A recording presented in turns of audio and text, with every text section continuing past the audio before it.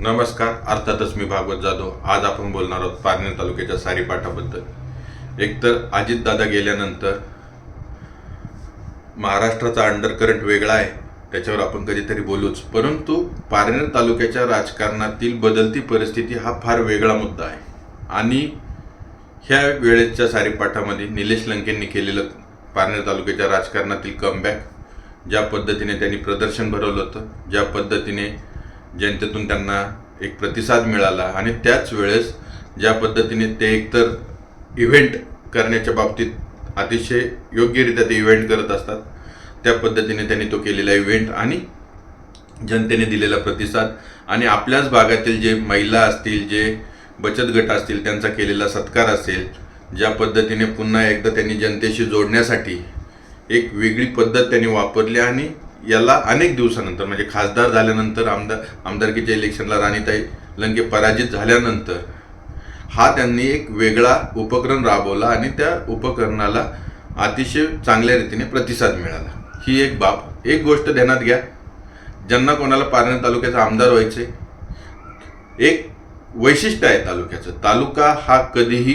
कोणताही राजकीय व्यक्ती तालुक्याला गृहीत धरू शकत नाही. काय त्याचं कारण अनेक आहे. त्यातलं सगळ्यात महत्त्वाचं कारण हे आहे की पारनेर तालुका हा कधीही कोणालाही मनापासून ज्यावेळेस मतदान करतो त्यावेळेस फार विचार करून करतो.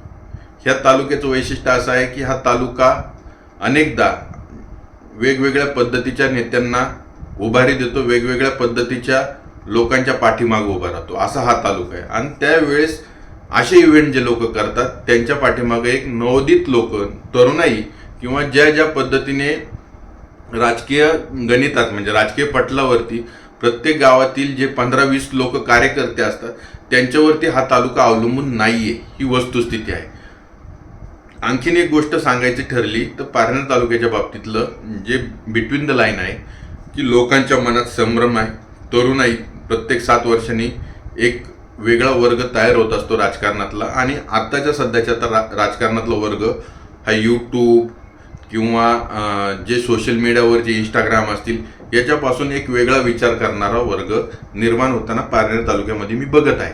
त्याचं कारण मी तुम्हाला सांगतो की जे लोक फॉलोअर्स होते, ज्यांचे प्रचंड मोठ्या प्रमाणात फॉलोअर्स होते, हे सगळे लोक पराजित झाले. जवळजवळ 90% लोक पराजित झाले. मी नावं घ्यायचं टाळतो, त्याचं कारण म्हणजे पुण्याच्या नगरसेवक पदाला काही लोक होते ज्यांचे फॉलोअर्स भरपूर होते पण ते पराजित झालेत. काहींचे जिल्हा परिषदेचे जे इलेक्शन झाले आहेत तिथं पंचायत समितीला असतील किंवा मराठवाड्यातल्या काही 1-2 ठिकाणी ज्यांचे फॉलोअर्स फार मोठ्या प्रमाणात आहेत ते पराजित झाले.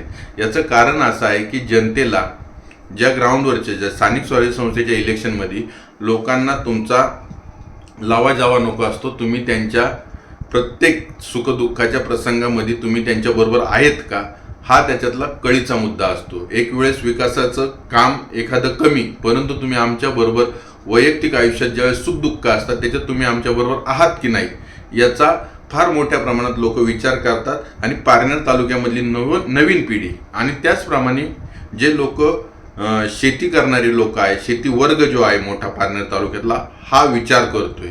हा तुमच्या यूट्यूब किंवा तुमचे जे सोशल मीडियावरचे माध्यम आहेत, इंस्टाग्राम असेल, ह्या भूलथापांना बळी पडताना दिसत नाही.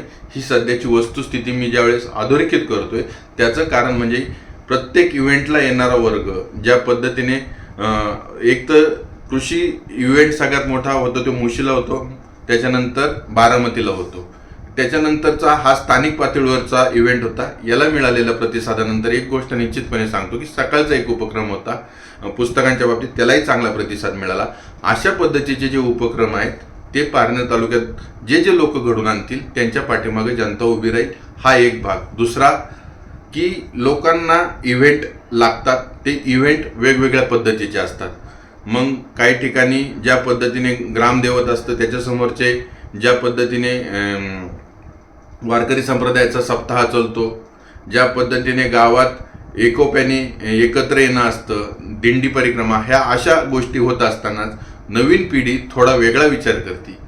ती हा विचार करते की आम्हाला शेतीबाबत कोण चांगली माहिती देईल, आम्हाला गव्हर्नमेंटच्या योजनांच्या बाबतीत कोण चांगल्या योजना देईल, म्हणजे त्याच्या रोजीरोटीला जे योग्य आहे त्या पद्धतीचं कोण काम करल याच्याकडं त्यांचा एक वेगळा कल असतो. मग स्थानिक स्वराज्य संस्थेच्या इलेक्शनमध्ये ज्या ज्या गावात सोसायट्या असतात, ज्या ज्या गावात पतसंस्था असतात, ज्याच्यातून ज्या ज्या लोकांना लोन मिळालेलं असतं किंवा गव्हर्नमेंटचे फायदे कोण देऊ शकतो, अशा नेतृत्वाच्या पाठीमागं पारनेर तालुका उभा राहतो. आणि सध्या ही पोकळी पारनेर तालुक्यामध्ये फार मोठी आहे, कारण की सहकार क्षेत्रातले जे जे दिग्गज होते काही आपल्यात राहिले नाही, काही पतसंस्था डबघाईला गेलेत.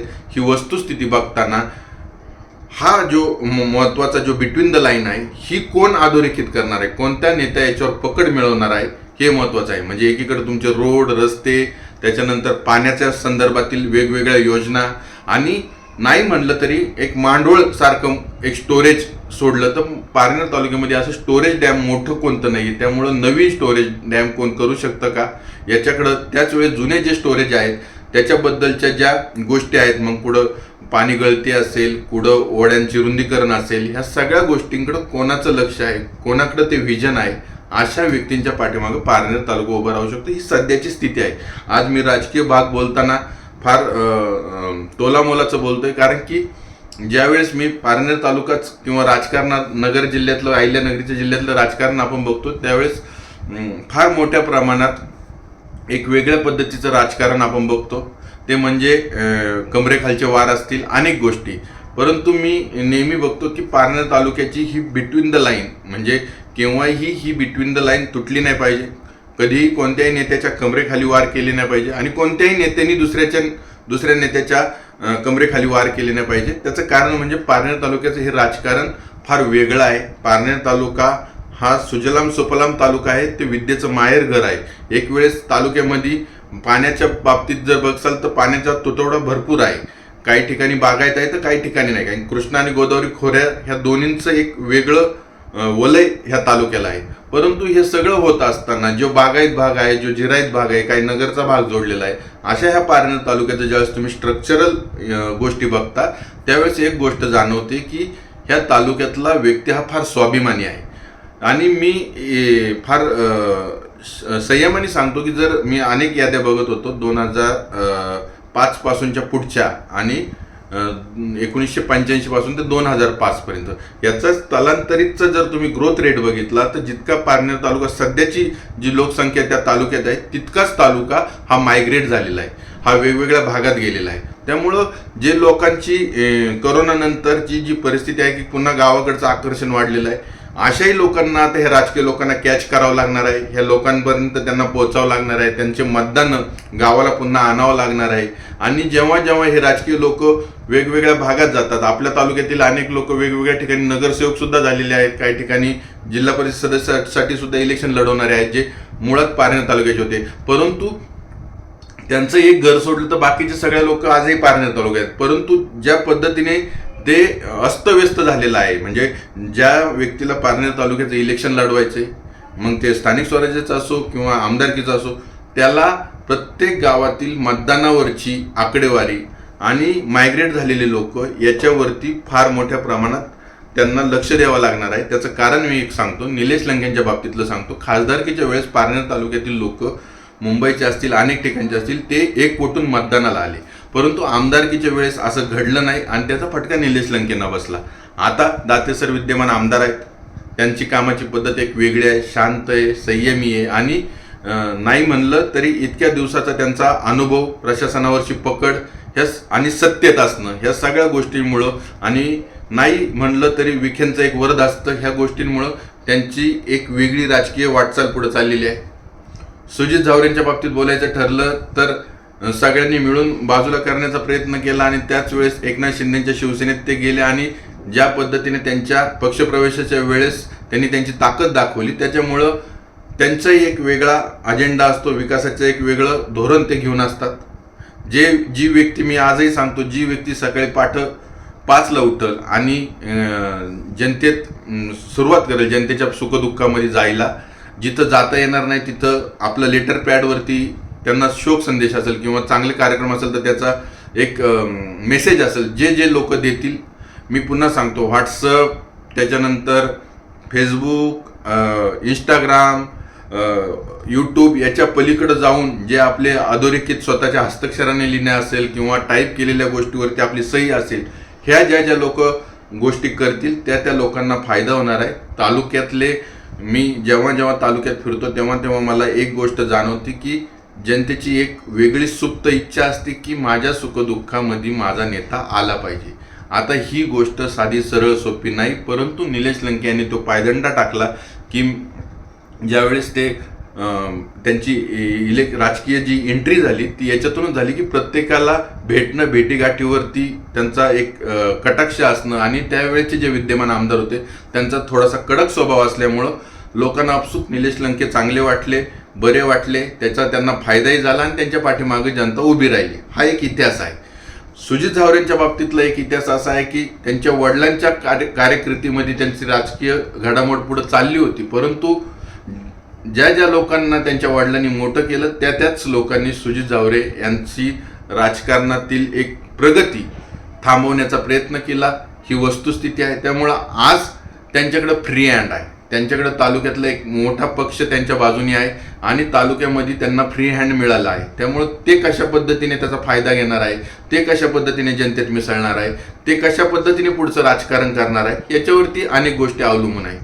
दाते सरांच्या बाबतीत झालं, निलेश लंकेंच्या बाबतीत झालं की निलेश लंके यांना आता अनेक दिवसानंतर त्यांनी जो केलेला इव्हेंट होता त्याच्यानंतर त्यांनी पुन्हा एकदा पारनेर तालुक्याच्या जनतेशी जनसंपर्क वाढवण्याचा जो प्रयत्न होता तो त्यांनी केलेला आहे.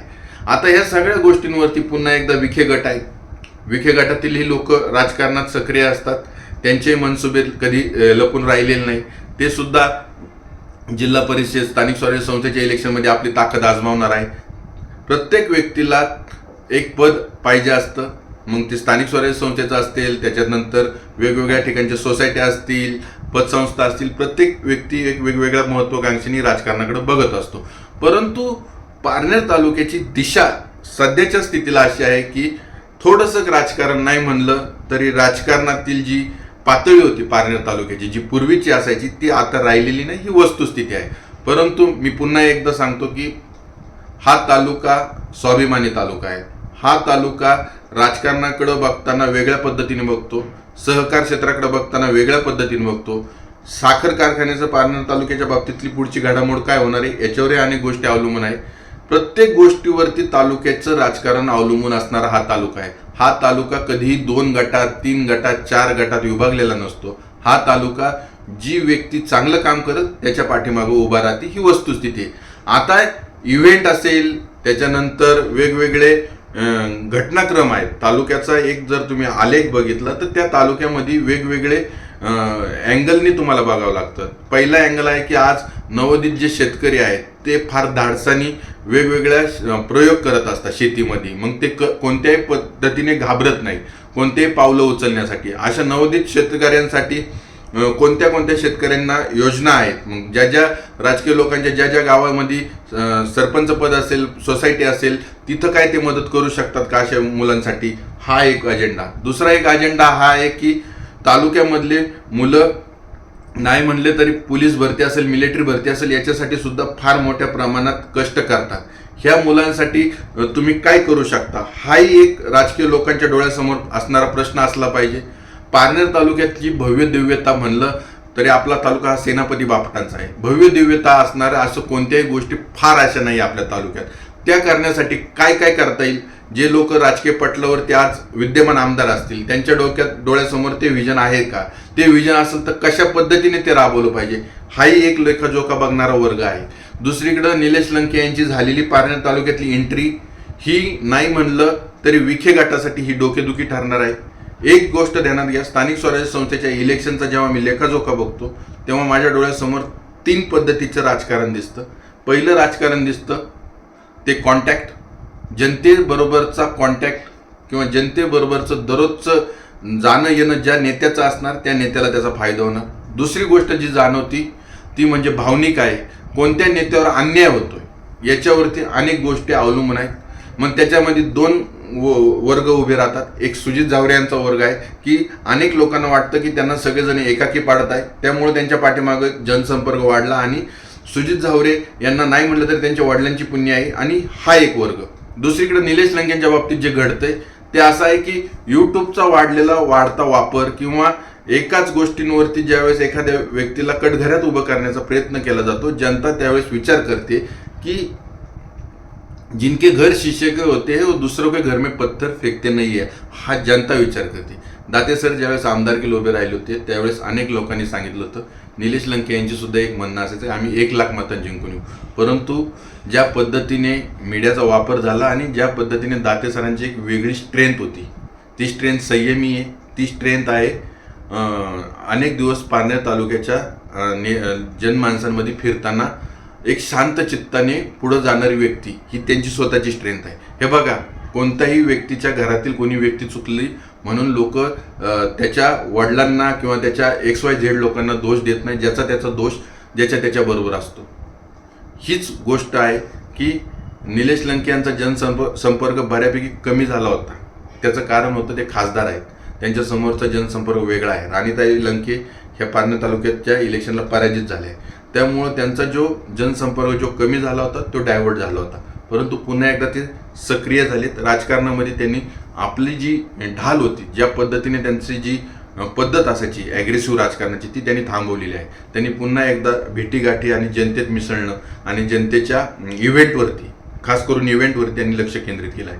नगरचे गावं जोडलेलं आहे, तिकडे त्यांचं नातं होत आहे. एकीकडे दाते सरांच्या बाबतीत जर तुम्ही बघितलं तर त्यांचंही नातं होतं फार मोठ्या प्रमाणात आहे.